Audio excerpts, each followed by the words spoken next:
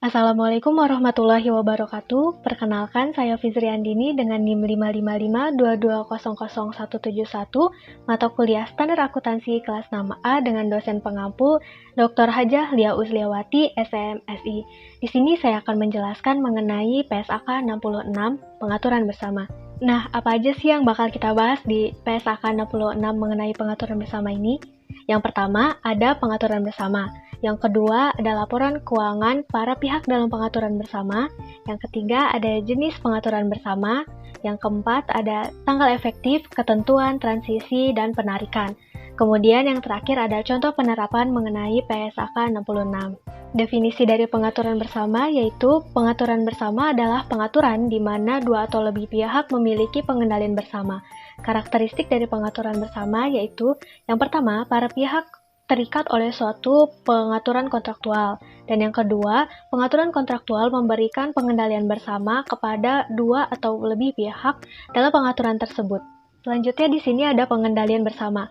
Pengendalian bersama adalah persetujuan kontraktual untuk berbagi pengendalian atas suatu pengaturan, yang ada hanya ketika keputusan mengenai aktivitas relevan mensyaratkan persetujuan dengan suara bulat dari seluruh pihak yang berbagi pengendalian.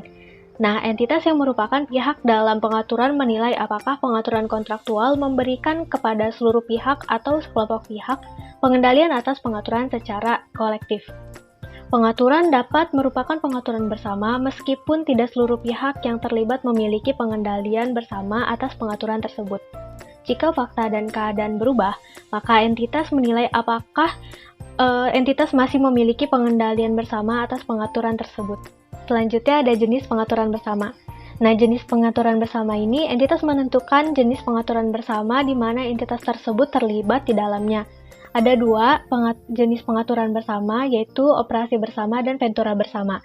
Nah, untuk operasi bersama adalah pengaturan bersama yang mengatur bahwa para pihak yang memiliki pengendalian bersama atas pengaturan memiliki hak atas aset dan kewajiban terhadap liabilitas dengan pengaturan tersebut.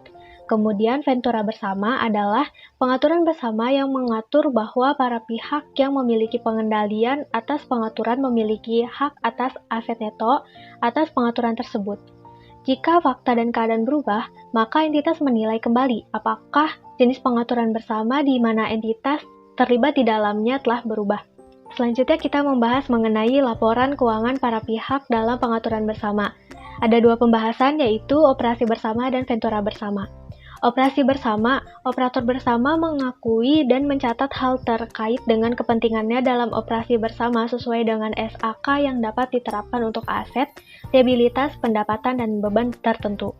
Kemudian pencatatan untuk transaksi seperti penjualan, kontribusi, atau pembelian aset antara entitas dengan operasi bersama yang entitas merupakan operator bersama di dalamnya. Kemudian pada ventura bersama mengakui kepentingannya dalam ventura bersama sebagai investasi dan mencatat investasi tersebut dengan menggunakan metode ekuitas sesuai dengan PSAK 15. Pihak yang berpartisipasi tetapi tidak memiliki pengendalian bersama atas ventura bersama mencatat kepentingannya dalam pengaturan bersama sesuai dengan PSAK 55, kecuali pihak yang berpartisipasi tersebut memiliki pengaruh yang signifikan atas ventura bersama. Maka dalam hal ini pihak tersebut mencatat kepentingannya sesuai dengan PSAK 15. Selanjutnya yaitu kita membahas tentang pengaturan bersama. Pembahasannya ada dua yaitu pengaturan kontraktual dan pengendalian bersama. Pengaturan kontraktual yang dapat dipaksakan seringkali tetapi tidak selalu tertulis, biasanya dalam bentuk kontrak atau diskusi antara pihak yang didokumentasikan. Nah, pengaturan kontraktual menetapkan persyaratan para pihak yang berpartisipasi dalam aktivitas yang merupakan subjek pengaturan. Nah, pengaturan kontraktual ini biasanya berkaitan dengan hal-hal seperti yang pertama, tujuan aktivitas dan durasi pengaturan bersama. Yang kedua, bagaimana anggota Dewan Komisaris atau organ pengatur setara dari pengaturan bersama ditunjuk. Yang ketiga, proses pengambilan keputusan. Yang keempat, modal atau kontribusi lain yang disyaratkan para pihak. Dan yang kelima, bagaimana para pihak membagi aset, liabilitas, pendapatan, beban, atau laba atau rugi terkait dengan pengaturan bersama. Selanjutnya, pengendalian bersama. Pengendalian bersama hanya ada ketika keputusan mengenai aktivitas relevan mensyaratkan persetujuan dengan suara bulat dari para pihak yang secara kolektif mengendalikan pengaturan. Nah, sebagai contoh, diasumsikan suatu pengaturan di mana A dan B masing-masing memiliki 35% hak suara dalam pengaturan, dengan sisa 30% tersebar secara luas. Keputusan mengenai aktivitas relevan mensyaratkan persetujuan dari hak suara mayoritas. A dan B memiliki pengendalian bersama atas pengaturan hanya jika pengaturan kontraktual menentukan bahwa keputusan mengenai aktivitas relevan mensyaratkan persetujuan A dan B. Persyaratan persetujuan dengan suara bulat berarti bahwa pihak manapun dengan pengendalian bersama atas pengaturan dapat mencegah pihak lain atau sekelompok pihak dari membuat keputusan sepihak tanpa persetujuannya. Selanjutnya kita membahas mengenai jenis pengaturan bersama. Di sini ada dua pembahasan, yaitu klasifikasi pengaturan bersama dan struktur pengaturan bersama. Klasifikasi pengaturan bersama mensyaratkan para pihak untuk menilai hak dan kewajiban yang timbul dari pengaturan. Ketika membuat penilaian tersebut, entitas mempertimbangkan hal-hal sebagai berikut. Yang pertama, struktur pengaturan bersama, dan yang kedua, ketika pengaturan bersama dibentuk melalui kendaraan terpisah, ada 3 poin lagi. Yang pertama, bentuk hukum dari kendaraan terpisah, dan yang kedua, persyaratan pengaturan kontraktual, dan yang terakhir, ketika relevan, fakta dan keadaan lain.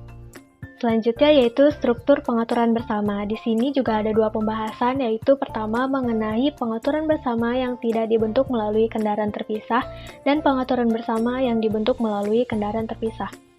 Pengaturan bersama yang tidak dibentuk melalui kendaraan terpisah itu pengaturan kontraktual membentuk para pihak atas aset dan kewajibannya terhadap liabilitas yang terkait dengan peraturan, dan hak para pihak atas pendapatan terkait dengan kewajiban terhadap beban terkait. Nah, sebagai contoh, para pihak dalam pengaturan bersama setuju untuk memproduksi suatu produk bersama, dengan masing-masing pihak bertanggung jawab untuk liabilitasnya sendiri. Pengaturan kontraktual tersebut juga dapat menetapkan bagaimana tugas spesifik dan masing-masing pihak menggunakan aset yang dimilikinya, dan menanggung pendapatan dan beban yang umum bagi para pihak yang dibagi antara mereka. Pada pengaturan bersama yang dibentuk melalui kendaraan terpisah, pengaturan bersama di mana aset dan liabilitasnya yang terkait dengan pengaturannya dimiliki dalam keadaan terpisah, dapat berupa ventura bersama atau operasi bersama. Nah, ketika para pihak membentuk suatu pengaturan bersama dalam kendaraan terpisah, para pihak menilai apakah bentuk hukum atas kendaraan terpisah, persyaratan pengaturan kontraktual, dan jika relevan, fakta dan keadaan lain apapun memberikan kepada para pihak yang pertama, hak atas aset dan kewajiban terhadap liabilitas yang terkait dengan pengaturan atau hak atas aset neto pengaturan. Di sini kita membahas tentang klasifikasi pengaturan bersama, penilaian hak dan kewajiban para pihak yang timbul dari pengaturan. Ada 3 poin. Yang pertama, bentuk hukum kendaraan terpisah. Yang kedua, penilaian persyaratan pengaturan kontraktual. Dan yang ketiga, penilaian fakta dan keadaan lain. Bentuk hukum kendaraan terpisah relevan ketika menilai jenis pengaturan bersama. Bentuk hukum tersebut membantu dalam penilaian awal hak para pihak atas aset dan kewajiban terhadap liabilitas yang dimiliki dalam kendaraan terpisah, seperti apakah para pihak memiliki kepentingan atas aset yang dimiliki dalam kendaraan terpisah dan apakah para pihak bertanggung jawab atas liabilitas yang dimiliki dalam kendaraan terpisah. Penilaian persyaratan pengaturan kontraktual. Dalam banyak kasus, hak dan kewajiban yang disetujui oleh para pihak dalam pengaturan kontraktualnya konsisten atau tidak bertentangan dengan hak dan kewajiban yang diberikan kepada para pihak berdasarkan bentuk hukum kendaraan terpisah di mana pengaturan telah dibentuk. Penilaian fakta dan keadaan lain. Ketika persyaratan pengaturan kontraktual tidak menentukan bahwa para pihak memiliki hak atas aset dan kewajiban terhadap liabilitas yang terkait dengan pengaturan, maka para pihak mempertimbangkan fakta dan keadaan lain untuk menilai apakah pengaturan tersebut merupakan operasi bersama atau ventura bersama. Berikut ya, kita membahas mengenai laporan keuangan para pihak dalam pengaturan bersama lagi. Ada 3 poin. Yang pertama, akuntansi akuisisi kepentingan dalam operasi bersama. Yang kedua, akuntansi untuk penjualan atau kontribusi aset kepada operasi bersama. Dan yang ketiga, akuntansi untuk pembelian aset dari operasi bersama. Pada akuntansi akuisisi kepentingan dalam operasi bersama, Ketika entitas mengakuisisi kepentingan dalam operasi bersama yang aktivitas operasi bersamanya merupakan bisnis sebagaimana didefinisikan dalam PSAK 22. Entitas tersebut menerapkan seluruh prinsip akuntansi kombinasi bisnis dalam PSAK 22 dan PSAK lain yang tidak bertentangan dengan pedoman dalam pernyataan ini, dan mengungkapkan informasi yang disyaratkan oleh pernyataan ini yang terkait dengan kombinasi bisnis. Akuntansi untuk penjualan atau kontribusi aset kepada operasi bersama ketika entitas melakukan transaksi dengan operasi bersama yang entitas tersebut bertindak sebagai salah satu operator bersamanya, seperti penjualan atau kontribusi aset, entitas melakukan transaksi dengan pihak lain dalam operasi bersama. Dan dengan demikian, operator bersama mengakui keuntungan dan kerugian yang dihasilkan dari transaksi tersebut hanya sebatas kepentingan para pihak lain dalam operasi bersama. Ketika transaksi yang demikian memberikan bukti pengaturan atas nilai realisasi neto aset yang akan dijual atau dikontribusikan kepada operasi bersama, atau bukti rugi penurunan nilai aset tersebut, kerugian tersebut diakui sepenuhnya oleh operator bersama. Pada akuntansi untuk pembelian aset dari operasi bersama, ketika entitas melakukan transaksi dengan operasi bersama yang entitas tersebut bertindak sebagai salah satu operator bersamanya, seperti pembelian aset, entitas tidak mengakui bagian keuntungan dan kerugiannya sampai entitas menjual kembali aset tersebut kepada pihak ketiga. Ketika transaksi yang demikian memberikan bukti pengurangan atas nilai realisasi neto aset yang akan dibeli atau bukti rugi penurunan nilai aset tersebut, operator bersama mengakui bagiannya atas kerugian tersebut. Nah, pembahasan kali ini mengenai tanggal efektif, ketentuan transisi, dan penarikan. Tanggal efektif, entitas menerapkan pernyataan ini untuk periode tahun buku yang dimulai pada atau setelah tanggal 1 Januari tahun 2015. Amandemen PSAK 66, pengaturan bersama tentang akuntansi akuisisi kepentingan dalam operasi bersama, entitas menerapkan paragraf tersebut secara prospektif untuk periode tahun buku yang dimulai pada atau setelah tanggal 1 Januari 2015. Selanjutnya yaitu ketentuan transisi. Meskipun terdapat persyaratan dalam PSAK 25, ketika pernyataan ini pertama kali diterapkan, entitas hanya perlu menyajikan informasi kuantitatif sebagaimana yang disyaratkan oleh PSAK 25 paragraf 28F untuk periode tahun buku yang terdekat sebelum periode tahun buku penerapan pertama kali PSAK 66. Entitas dapat juga menyajikan informasi tersebut untuk periode berjalan atau untuk periode sajian lebih awal tetapi tidak disyaratkan untuk melakukannya. Di ketentuan transisi ini ada 4 pembahasan, yaitu yang pertama, Ventura bersama, ketentuan transisi dari metode konsolidasi proporsional ke metode ekuitas. Yang kedua, operasi bersama, ketentuan transisi dari metode ekuitas ke pencatatan untuk aset dan liabilitas. Yang ketiga, ketentuan transisi dalam laporan keuangan tersendiri entitas. Dan yang keempat, referensi periode terdekat sebelumnya. Mari kita bahas satu-satu. Yang pertama, Ventura bersama, ketentuan transisi dari metode konsolidasi proporsional ke metode ekuitas. Ketika berubah dari metode konsolidasi proporsional ke metode ekuitas, entitas mengakui investasinya dalam Ventura bersama pada awal periode sajian paling awal.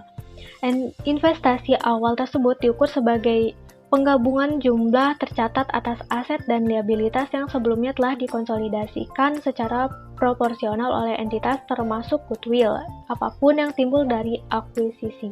Yang kedua, operasi bersama, ketentuan transisi dari metode ekuitas ke pencatatan untuk aset dan liabilitas.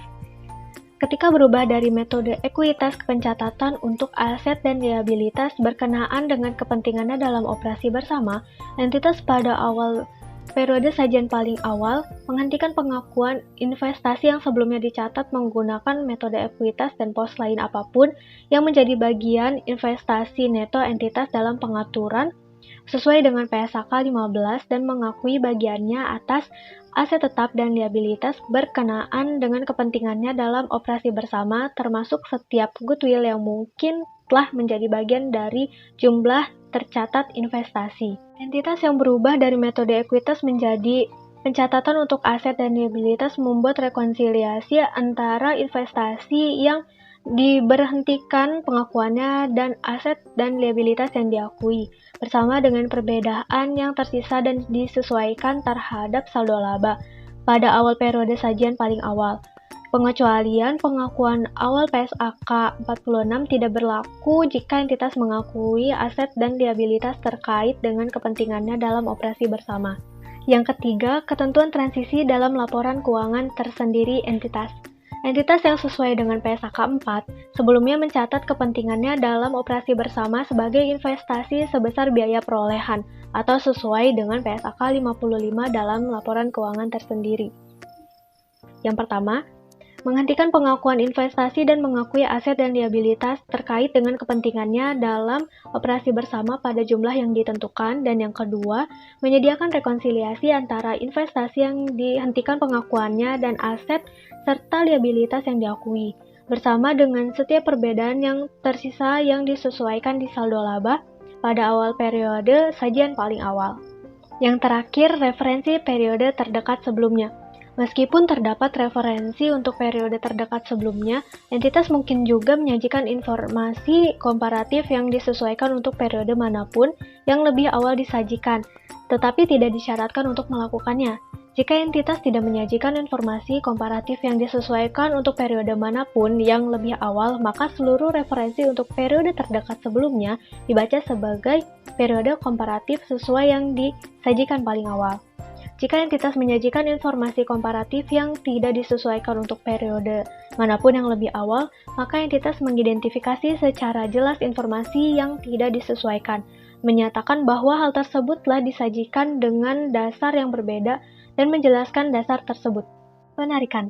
Pernyataan ini menggantikan SAK berikut. Yang pertama, PSAK 12 Revisi 2009 tentang bagian partisipasi dalam ventura bersama, dan yang kedua, ISAK 12, pengendalian bersama entitas, kontribusi aset non-moneter oleh venturer. Selanjutnya kita membahas contoh kasus. Contoh kasus ini merupakan kasus jasa konstruksi, di mana A dan B, para pihak adalah dua perusahaan yang bisnisnya adalah penyediaan berbagai jenis jasa konstruksi publik dan swasta. Mereka membentuk pengaturan kontraktual untuk bekerja sama untuk tujuan pemenuhan kontrak dengan pemerintah atas desain dan konstruksi jalan antara dua kota. Pengaturan kontraktual tersebut menentukan bagian partisipasi A dan B dan menetapkan pengendalian bersama atas pengaturan yang subjeknya adalah penyerahan jalan. Selanjutnya, para pihak membentuk kendaraan terpisah, sebut saja entitas Z sebagai pihak yang akan melakukan pengaturan. Entitas Z atas nama A dan B menyepakati kontrak dengan pemerintah. Selain itu, aset dan liabilitas terkait dengan pengaturan dimiliki oleh entitas Z. Fitur utama bentuk hukum entitas Z adalah bahwa para pihak, bukan entitas Z, memiliki hak atas aset entitas dan kewajiban terhadap liabilitas entitas.